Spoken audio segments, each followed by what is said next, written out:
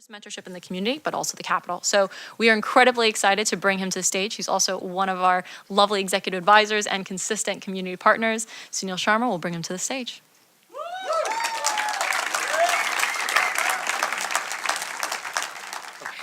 Oh, thanks so much, Amanda. So this panel is sensational. And so I just want to actually get them all up here right away. I don't want to really say much other than we have, the most important topic in tech is scaling. It's often the topic that Canada gets tagged with as not quite being on level with. And I don't think that really applies anymore, and you're going to see why. We're all committed to really early stage founders. So there's this thing that I've been doing for a while called Founder Institute. And I love how it's so organic and how it really allows the first-time founder to build a tech company the right way. And of course, that involves scaling. All four of these great panelists are mentors, including Stephanie at the end, which I just found out is a mentor in Boston for Founder Institute. So what I want to do is just start with themselves, introducing themselves, starting with Stephanie, then Sheetal, then Mike, then Ben, and then we'll kick off into a really interesting topic on scaling. So let's start with Stephanie. Hi, I'm Stephanie. I can speak really loud. Does this one work? Oh, yeah. I'm Stephanie Lapierre. I am CEO of Tealbook. Tealbook is a cloud platform that centralizes supplier information. So an enterprise who has typically tens of thousands or hundreds of thousands of supplier data, we centralize and make it actionable so that employees, that it's procurement or not, can identify and qualify suppliers from what typically takes weeks to seconds. And we launched Tealbook. We started coding 3 years ago. About this month, we launched the enterprise platform about a year and a half ago, and we're just rolling out now. We have 9 enterprise clients. We just have 3 more coming in to pilot, including GE, Merck, and some bigger financial institution in the periphery. So, and you're the first investment from Stand Up Ventures. Yes, we are. We are the first investment for Stand Up Ventures, who's a fund that's completely dedicated to female tech founders. So we're really proud of that. We got quite a bit of visibility from that in April. Awesome. So Sheetal, who I've known for years from Extreme Labs days and cares about scaling so much, it's in the name of the company, Tribal Scale. So what's that all about? We foresaw it. So, and baritone. My name's Sheetal, the CEO of Tribal Scale. We started the organization just over a year and a half ago. We do a couple things. We build web, mobile, and emerging technology software. We do everything from strategy, design, and development. Work with some of the biggest brands out there. A lot of you have your app sitting on the first or second screen of your phone that is built by our team, just right here in Toronto. And yeah, we've grown to just over 100 people last week.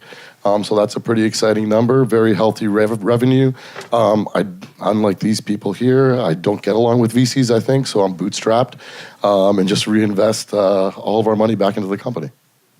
Okay, and so Mike Siligadze, the CEO of Top Hat. Everyone knows Top Hat, amazing 270 employee company, now in some other countries. So Mike, tell us a little bit about Top Hat. Cool, thanks. My name is Mike. I'm the founder and CEO of Top Hat. What Top Hat does is it provides a teaching platform that modernizes higher education with respect to the in-class experience, online homework, and replacing those old, outdated paper textbooks with digital interactive alternatives. We've been around for a while, and we've had the opportunity to scale a fair bit so that now we're in pretty much every large university in North America, and now starting to go abroad. We've got millions of students, and we're growing pretty quickly. And as Sunil mentioned, 270 employees and roughly doubling in size every year. And happy to share some of the horror stories of what it took to get here. Okay. And then finally, Ben Zifkin. We've heard so much about Hubba, these Wall Street Journal headlines about the amount of money that Hubba's been raising, even before you've raised it. So you've really, create the demand for the media and for people to really follow the Hubba story. And it's been essentially a nonstop, ride for you. And tell us about Hubba. Yeah, sure. So Hubba's probably the fastest B2B network right now that's kind of growing around the world. We have 60,000 brands and retailers, and we connect them. And we're kind of hitting that scale phase where we can bring on 1,000 new companies a day at this point if we wanted to. We're just about 65 people. We could do it with less than 270 people. No, just kidding. But we kind of hit that inflection point. Prior to this, I ran a company called, I co-founded a company called Axiom, which also really focused on scaling and growth, especially globally. We had 100 and about 20 employees in about 18 months, very similar trajectory to Tribal Scale, and offices all over the world. And even with Hubba, we help people from all over the world. Our 65 people are just here in Toronto, and we last month serviced brands and retailers in about 140 different countries around the world. So when we talk about scaling and we think about it, often we think about physically scaling and expanding physically into offices into either across the cities or countries or the world. And so some of you are actually doing that. Others are staying close to home and you're scaling in, just purely in terms of the company and the growth and the revenue. So Sheetal, for example, I've follow this guy on Facebook, and every few days there's a flight where he's going to Dubai, Abu Dhabi, Middle East, and he's checking in at all these places, which I knew what he's up to. And he's literally expanding tribal scale into the UAE, United Arab Emirates. So could talk about that and where else you've been scaling tribal scale and what's next. Yeah, for sure. So one thing we don't do is we're not creating offshore models, and so I just want to say that we're not going there to the UAE or other cities for talent. We're really making Toronto our large home here. But I'm an opportunistic, and you heard Mike Serbinas talk about it before, where sometimes you think really big and you think crazy, and you're screw it, I'm going to go into this region and I'm going to go figure it out. And that's what happened to us. So we now have offices in Toronto, New York, San Francisco, LA, and Dubai. And they're just not; those aren't just cities that I was I like partying there, so I'm going to go. However, I do like partying in all those cities except for San Francisco. But I went because we got anchor clients there, and so we worked really closely with Emirates Airlines. And we went into Dubai because Emirates Airlines became a large account that we were able to sustain an office with, and it made sense on a spreadsheet on, hey, if we start servicing them right, then what other opportunities are out there in the region, and we start expanding there. If you think of an earthquake epicenter, that's how I look at my anchor clients. I go, hey, we get an anchor client in a city, let's start servicing them well, and then figure out the right model and how to expand from there. Yeah. And then Mike, the big number of 270 employees, I remember you from your Waterloo days, and obviously Toronto is the headquarters, but you're in Australia now. I think you have an office in Denver, Colorado. How did that happen, and is there more global offices to come for Top Hat? So in the near term, no, we're likely going to keep it at just those three. It's interesting. I mean, different companies can decide when it makes sense to open up another office, whether it's in the U.S. or elsewhere. But for most companies, especially software companies that are selling a product, being based in Canada is actually a huge advantage. And there's not a lot of benefit, especially in the early days, to have lots of separate offices because the cost base in Canada is quite low. The access to talent is awesome. There's not as much of a challenge, in retaining people as in other areas like San Francisco. So for us, expanding to Denver was really because we had an executive base there. We had our VP of Enterprise Sales there, and we wanted to build out an office around them, knowing that eventually, a few years down the road, we'd need a U.S. office. And then in Australia, that was basically just trying to figure out, what it looked like to build out an international presence for Top Hat, knowing that it would be, kind of there for the Right. long haul. And Stephanie, so for Teal Book, about 20 employees in Toronto, but all your customers, and these are customers that are buying software that makes actionable their supplier data. We're talking about artificial intelligence and all the complex data sets that you're creating in Toronto.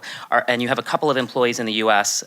Helping you out. But because your customers are in the United States and perhaps they'll be in other countries, are you going to also pursue an expansion path for scaling the company?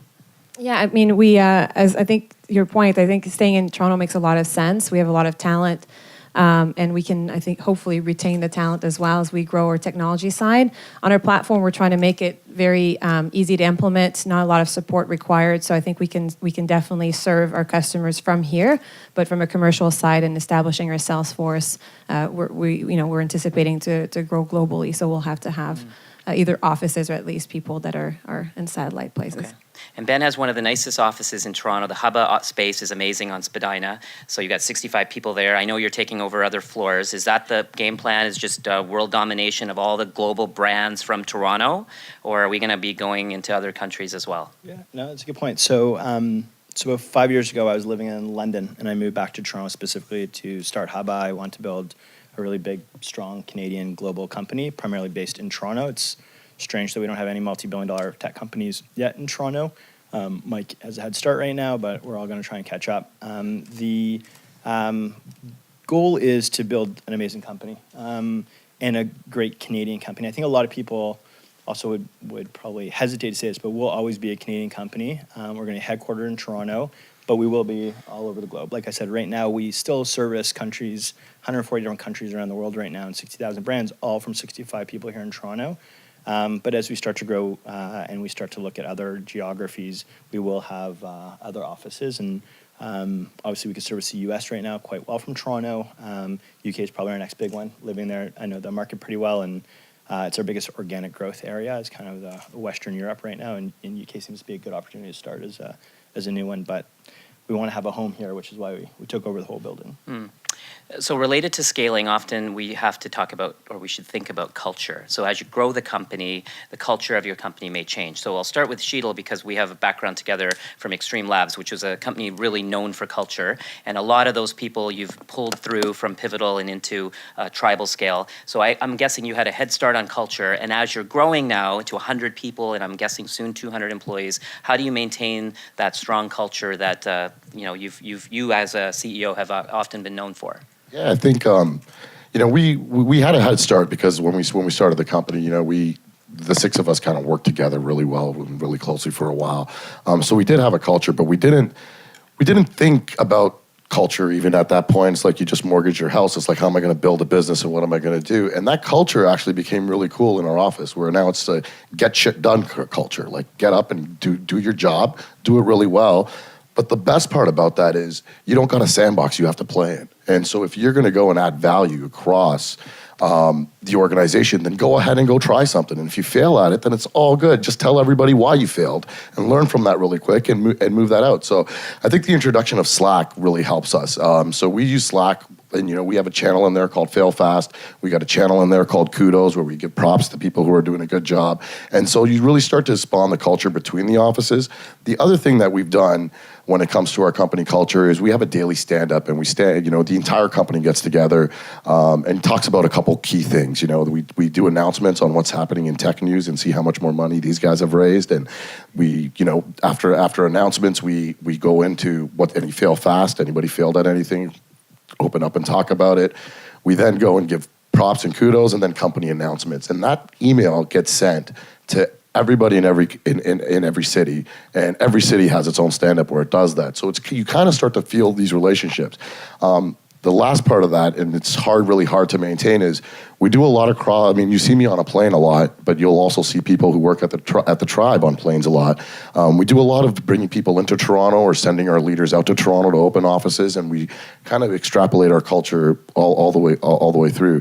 Our office in LA, though, you'll find and every office has its own little edge and its own little way of being part of the tribe, and that's totally cool. People in LA like to go surfing in the morning sometimes, and that's totally cool, and that's becoming part of their culture and how they're growing. And Ben, back to you. So you're a guy kind of known for instilling culture. I've known that about you. I've watched you do this now for a few years. And you're also very passionate about Toronto. You're a vocal proponent of this city as a place to launch tech companies.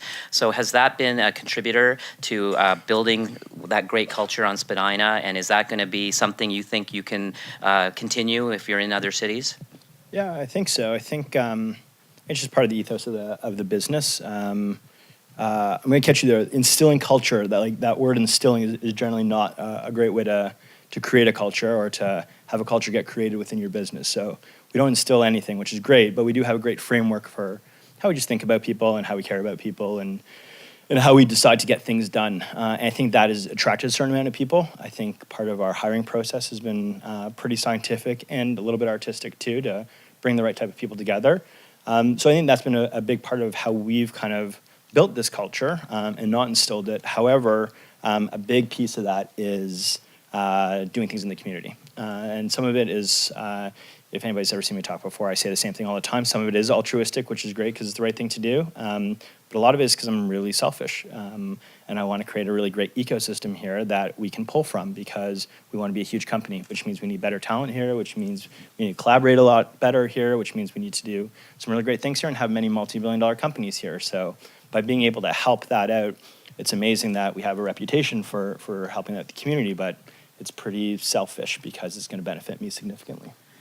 And Mike, was there any change in, I mean, moving to Toronto from Waterloo, I guess there was rationale to that. The company has been growing, obviously, tremendously. Sometimes people leave. I've run into people who are ex-Top Hat and often, just doing other things. Do you just attribute that to normal growth and scaling a company? Is there any lessons in terms of culture or any strategies that you guys have taken on in growing Top Hat from, what you've seen to get to from a few to 270 employees? Yeah, it's interesting. It changes pretty dramatically across different stages of a business. The way culture should be thought of and worked on. When you're starting a company and you're, let's call it 5 or 10 people, or you're in the very early days, it's almost redundant to think about culture, because culture is what it is. You have 10 people in the company, you all know each other, you're all friends likely. The culture is going to be a reflection of that. You can try to define some values, but either they reflect what it is or they don't. And in the end, the impact will be pretty minimal. As a company grows, in particular, as teams become specialized, we have engineering, you have sales, you have marketing, you have different teams that think of themselves as their unit rather than necessarily the company as a whole being the primary kind of unit. Silos start to emerge and teams start operating kind of independently. And if you don't work hard to ensure the culture is unified and everyone does see the company as their team overall, that can create lots of challenges where teams get misaligned and there's infighting and all kinds of stuff like that. And so at different scales, you start having to introduce new mechanisms to define and operationalize culture. You have to start doing things like town hall to make sure people know what's going on in the company. You have to start doing things like having explicit values. Top Hat defined, this is 3 years ago now, we define a set of 4 core values that we believe make Top Hat unique. You have to start really repeating and reiterating your mission statement and so on. And all of these types of mechanisms have to be put into place. Otherwise, culture starts running away and it becomes a really shitty place to work. So it's interesting. At every stage, you have to start doing different things to right. keep it and going. Sheetal, you actually do a stand-up strategy with all these remote offices, and just tell us how that goes down every morning. Yeah, that's what I was talking about earlier, where we do our news and then announcements and kudos and fail fast. It's really quick. I mean, it takes 10 minutes to do, but it's super important to do. I think, on top of doing like regular town halls, we do monthly town halls also. But I think it's also defining like what does it take to be that person who works there. And we do everything we do pretty hard. And we joke around that we work harder and we play harder. But that's we actually put that into reality. Like so many bosses I hear go, "Hey, we work hard and play hard." No, you don't. You have your people working there all day. You don't do anything for them.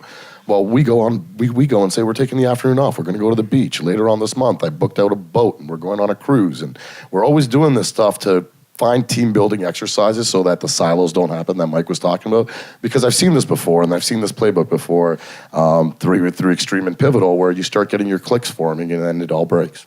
Okay, so there's a question trending in the room that's sort of related, and I'll ask it to Stephanie. So how do you create a chain of command or communication as you grow from startup to a more scaled company? So as we were talking outside, you've got your 20 employees here, but you do have a few people in the US, and maybe you'll add more. So what are you going to do as a kind of an earlier stage company to make that work?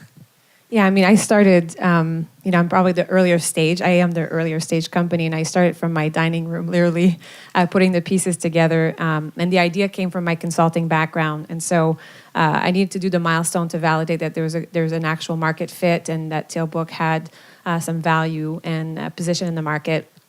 So it was just really survival for the first 2 years. As we grew, it's my team that's really brought in the tools for us to communicate better. I'm still trying to conform to them. I'm an avid email user, and so Confluence and other tools that they've put together to keep the development team together and all the projects going. And the same with they'll enforce me to use it all the time. So same with our other people in the U.S. Okay, and Ben, there's a question in the room I'll give to you. So are you in favor of working remotely? Does that contribute to how you're going to scale Hubba? It's actually a good question. So I think there's different times and different places for different things. For us, I think it was important in the beginning that we were all together. That was a big piece of creating that initial feeling and vibe for what Hubba is. if you feel like you have a good framework and a good foundation for that, of course, go for it. It just wasn't right for us in the early stages. It's a little bit easier now to do. I think we have, you're talking about chain of command and just communication. I think we flushed those out pretty well, even though we're always working and always adapting them. But you need to really nail those first before either, I guess you either have to do it one way or another. You either are like that in the beginning, and that is how your culture gets created, and that's how those chains of command and communication form, or you kind of wait until they're established. If you do it in the middle, I've seen it break a lot because you're neither here nor there. But for us, we will have to. Our goal is to get the right people and the best people. And the way to do that is to make sure that we're not limited in any way whatsoever. Mike, of your headcount, are people allowed to work remotely, work from home? Does that happen a lot? So no, we don't do that. It's challenging. I think a company needs to almost decide that either everyone is remote or everyone has to be in the same spot. That's not a universal rule, but generally speaking, if you have a mix of those two, what happens is the people that are remote inevitably become second-class citizens because they get less communication, less of the cultural interaction, and then you have all kinds of problems. So everyone works in the office, everyone eats lunch together every day. We put a big focus on that. Sheetal, there's a question here that says, is there ever going to be a point where you'll be satisfied with the size and revenue of your company? And by that it means will you stop scaling? No, No way. absolutely not. I mean, am I going to be satisfied? My goal is that we scale this company and that you look at the top richest 10 Canadians in the world and we're on that list, and that's still not good enough because then we want to be the global richest people. I mean, absolutely not. That's ridiculous. No, we have a new model for innovation that's working, and we got a lot of traction in the market. We're going to strike while the iron's hot, and we're going to keep figuring out and iterating so that we beat the heck out of all of our competitors and everyone out there, and become the biggest software development firm in the world. There's another question that's asking, basically trying to compare Toronto to say some other cities. Maybe where would you rather, or where else could you scale companies like this, so from Canada? So one, for example, Vancouver. Does anyone here have any comment on another Canadian city where you would potentially launch a great scalable company where you think the conditions are right where it would work? Or is it essentially any Canadian city? What are your thoughts on that? Toronto's the best. Toronto's the best. I think it's not I think it's an objective fact that Toronto is the best place to run a startup in Canada. Yeah. I don't think it's objective. I mean, there's a million reasons. We got an awesome talent pool here. We got a diverse talent pool here. It's cost effective to be working here, and it's a fun city where you got a lot of things going on that actually make it really good to live in.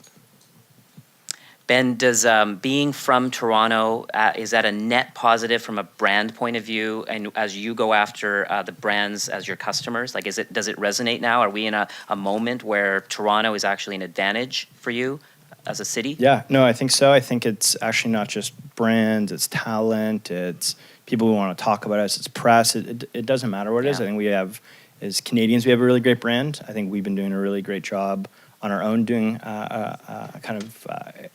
expounding the virtues of a really great city and a really great country. I think lots of other places around the world have gone down a little bit over the last little while, which has been helpful to us.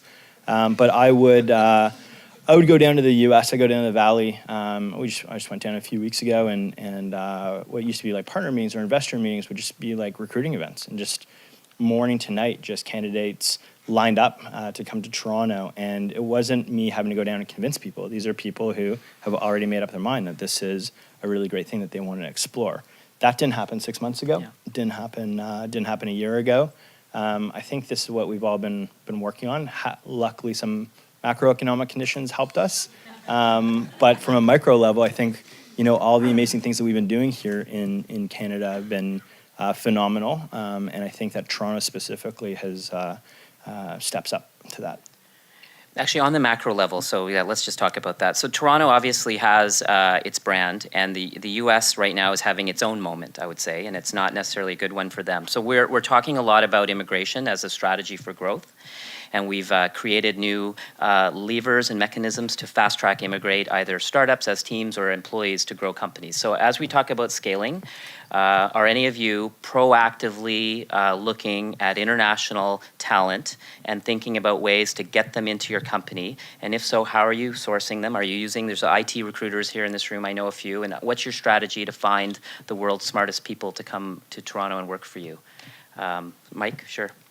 Yeah, so I'll just say the easiest and quickest wins are to take the world's smartest Canadians and bring them back to Canada. I think there's been a massive brain drain for pretty much the last several centuries, where some of the best people in Canada end up leaving Canada and starting amazing companies, mostly in the U.S. and then abroad. So we can bring that talent back, and I think that's one of the most impactful things that we could be doing, and that's something we have been focusing on. So repatriating Canadians, disaffected Right. Canadians, or Canadians that want to come back for opportunities. Well, what about net new Canadians? I mean, Sheetal, you're on planes to Abu Dhabi, Dubai, on Emirates, which is your client. Are you seeing there's a lot of South Asian talent in the Middle East, programmers from India, Bangladesh, Pakistan, Sri Lanka?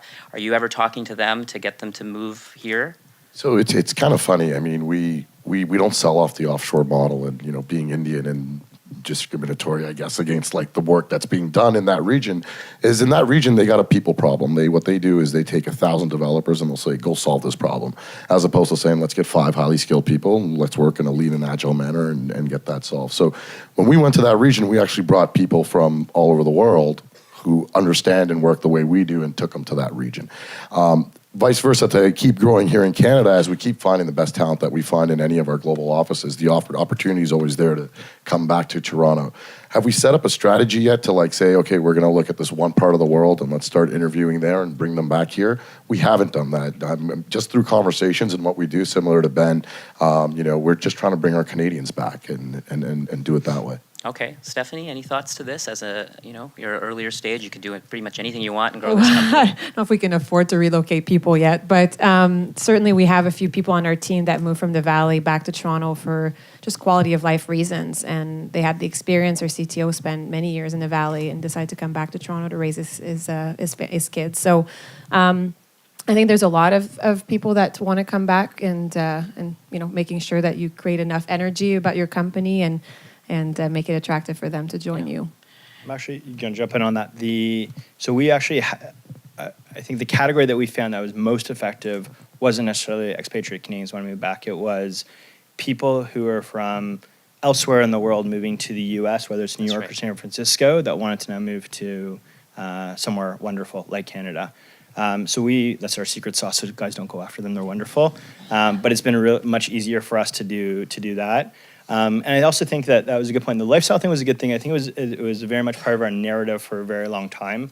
And I think we're at the stage now where we're getting, the people that I'm seeing are such high quality and top tier people that quality of life is very important, but it's not the determining factor. The determining factor is that we win here in Toronto. There's lots of great things going on. There's 20, 30 scaling companies that are either very profitable, growing, or venture backed or highly venture backed. And there's winning companies here, so there's an ecosystem. You're not coming for a company, you're coming for an ecosystem, and it's worthwhile because you can get a job if it goes sour somewhere else after moving. Your family can get jobs in the tech community. So I think that we need to change our narrative a little bit from, hey, it's a great lifestyle, there's great schools, which is always a huge bonus and kind of the cherry on top, but we win. We're good, and we're just as good, if not better, than any other place in the world.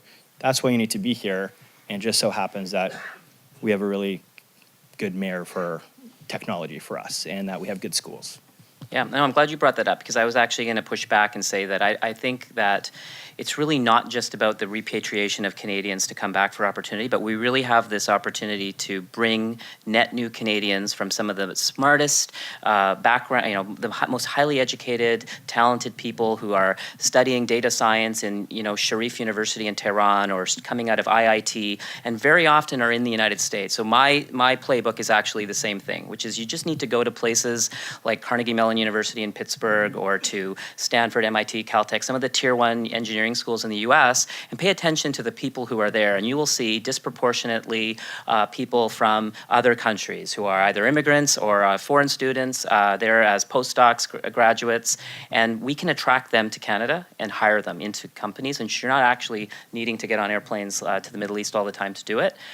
And plus, Toronto is just a fantastic place to immigrate to. It's a 52% immigration rate here, most immigrant-centric city in the world. So I think it's a smart strategy, and I think some other people should start to look at that as well. So on scaling, often it involves money. And so how have you found, the knock on our tech startups for until the last, I'd say 2 years has been capital, and even still some people bring it up, especially on the scaling side. Dedicated funds for, on the scaling, taking companies from 8 to 10 and whatnot. So most of you have had enormous success in raising money. Sheetle's been bootstrapping, but still grown a huge company. Let's just talk about financing for a bit as a key ingredient to scaling, and start with Ben because of all the news on how much money Hubba has been raising.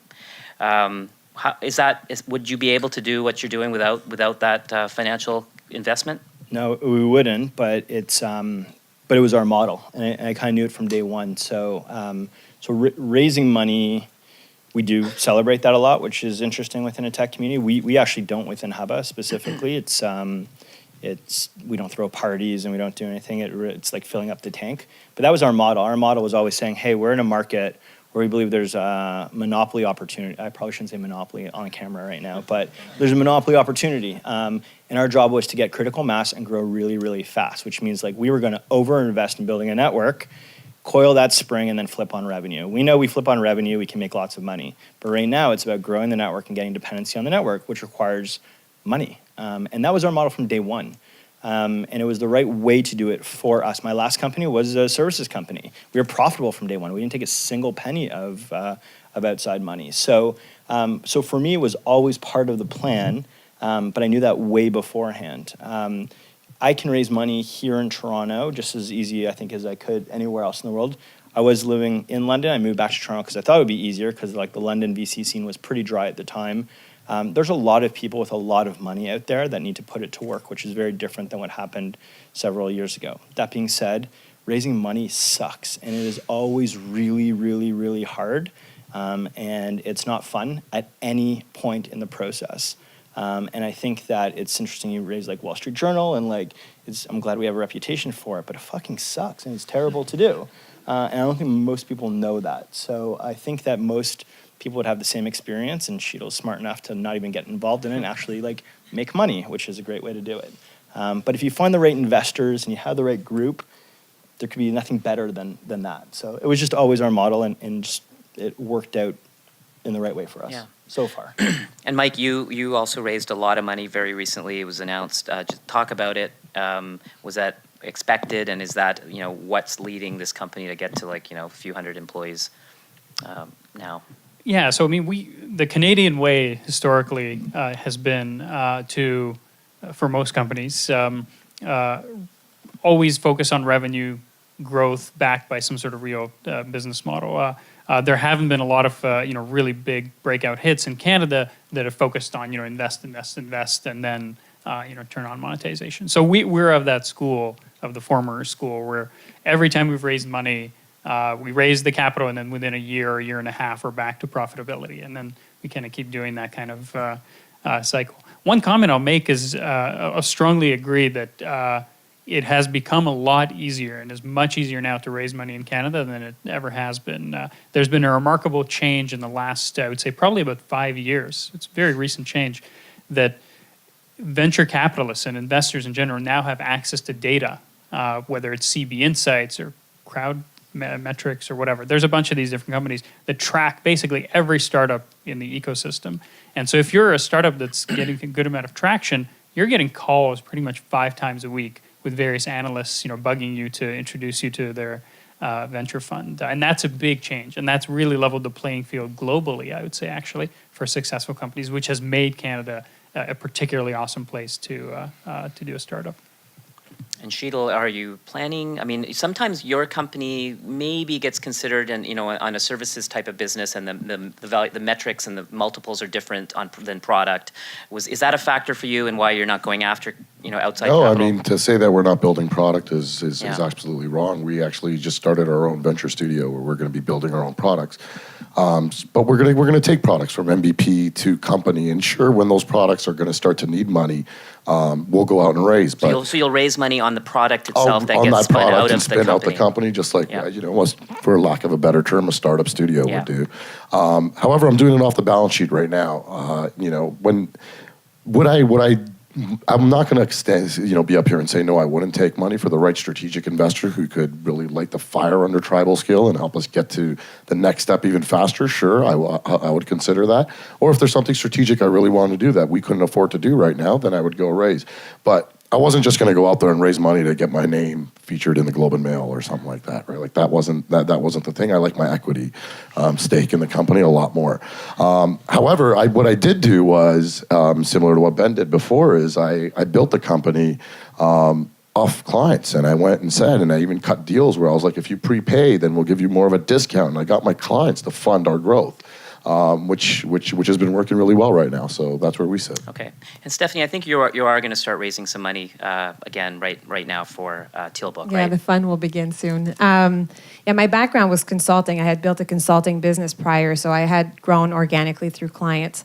With Tealbook, we built our own currency up at the beginning. We've changed the model since then. We're able to generate about $800,000 in the first 6 months through this membership that we did. So that really helped, but it was not scalable. And when we saw that there was actually the opportunity was much bigger than I thought initially, that's when we knew we had to raise money and grow fast and to fuel that growth and that network. We need to find good investors that understand our space, and procurement is not necessarily the sexy area of startup, but certainly is getting a lot of attention. There's a lot of companies being acquired, a lot of companies raising money really fast.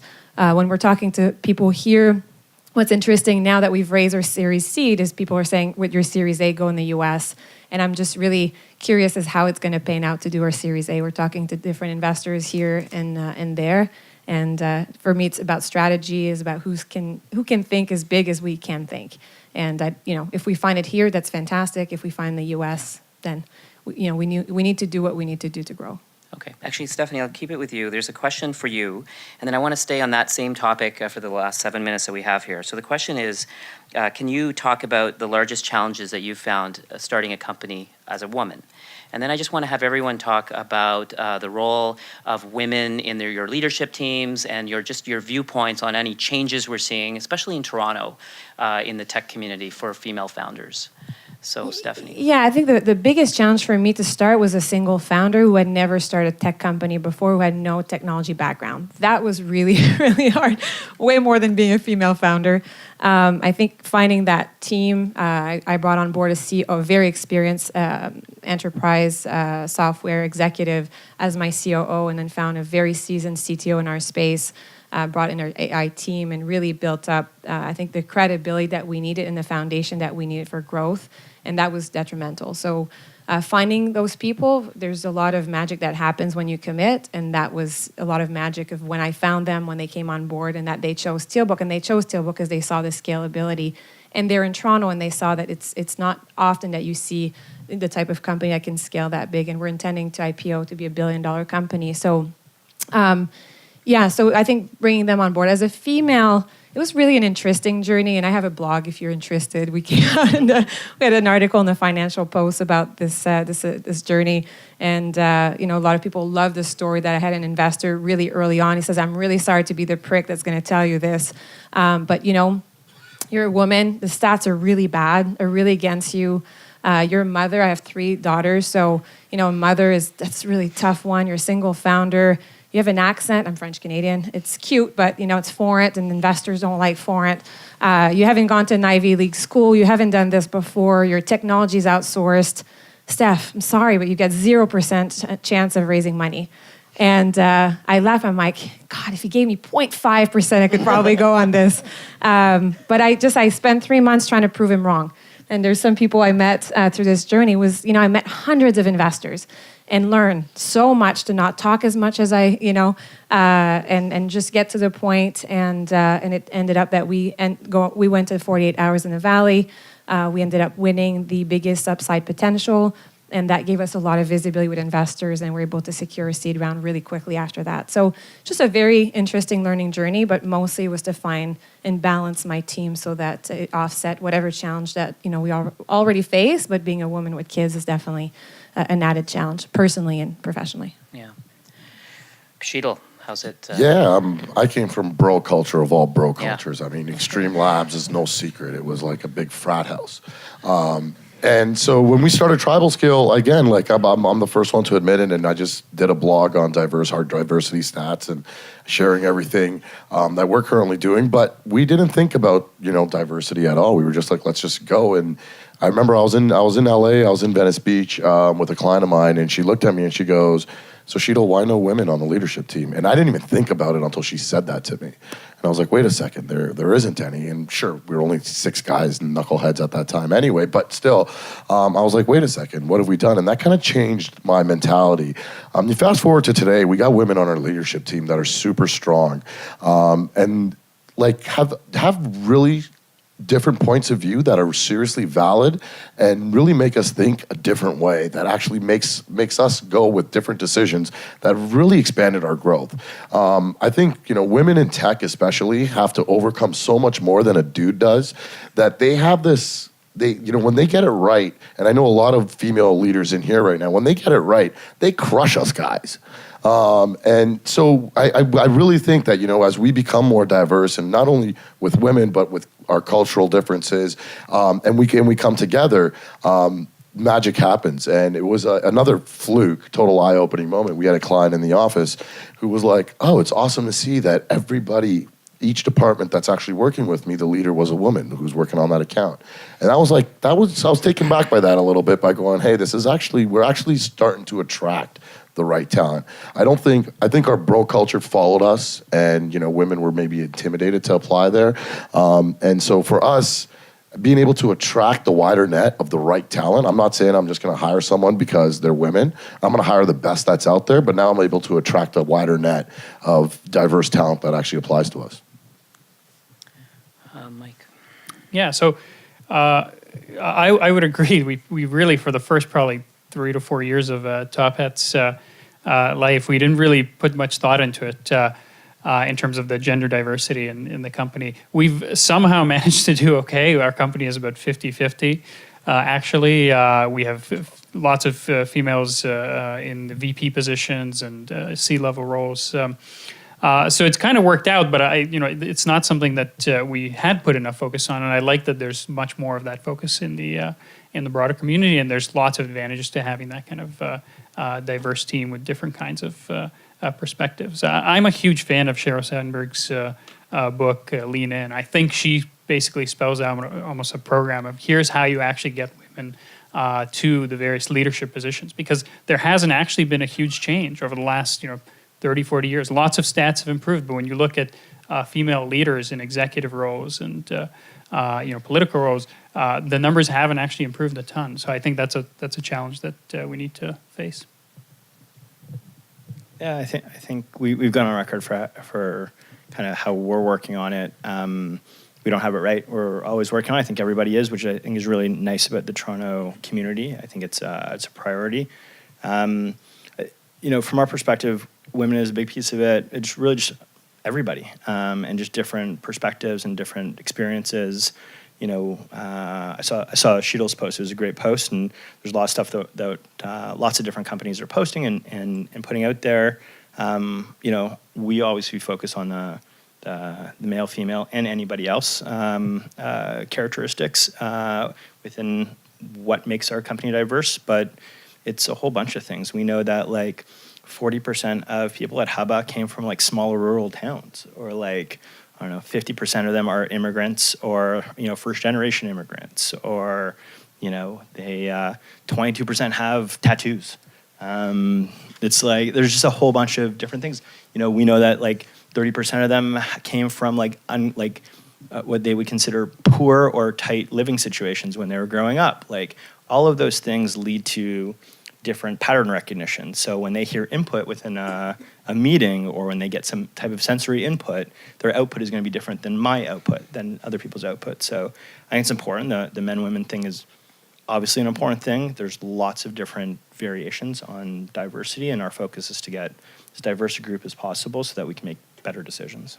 Yeah, I'm actually quite excited by the opportunity and potential for more gender diversity, especially in Toronto. I don't know if all four of you have noticed, but even on the early stage programs that you're helping out with, like Founder Institute, there's been so much more gender diversity. We've always had high ethnic diversity, especially here, but now we're seeing more gender diversity. And I think that's important because it's just simply signaling that women want to start companies. There's a huge interest in entrepreneurship. Even one step before that, at those startup weekends and the hackathons and some of the university things that we all judge at. If you really pay attention to, who's there, women are signaling that they want to pursue entrepreneurship, and it's just, something that we're all, there to support. And I think this city is starting to separate from the pack of places where that's actually happening better than others, but obviously a long way to go. So this was a fantastic panel. Obviously, some of the best and brightest in the tech industry. So just a huge round of applause for them. And I just want to say thanks to Amanda too. Like I have an opinion on Techweek, the fact that it's here. I really think it's fantastic that a Chicago-based tech evangelist type organization has really singled out Toronto as a place to to do something like this. And I think it's on point with what we see here for some of the other things, like the arrival of 500 startups and WeWork's new space that's coming, General Assembly, Techstars, Silicon Valley Bank is coming here to lend to companies like yours, Founder Institute, AngelList. So we're really seeing the world start to take notice of what's going on in Canada, and it's starting with Toronto. So I think that's super exciting. So I'll give it back to you, Amanda. All right, can we get another round of applause? This was a phenomenal. Thank you so much. All right. I know there are a lot of questions for these fantastic panelists, so we're going to keep them off to the sides. You have an opportunity to go ahead and start asking as many questions as you want. We'll be back in 4 minutes, so see you in a moment.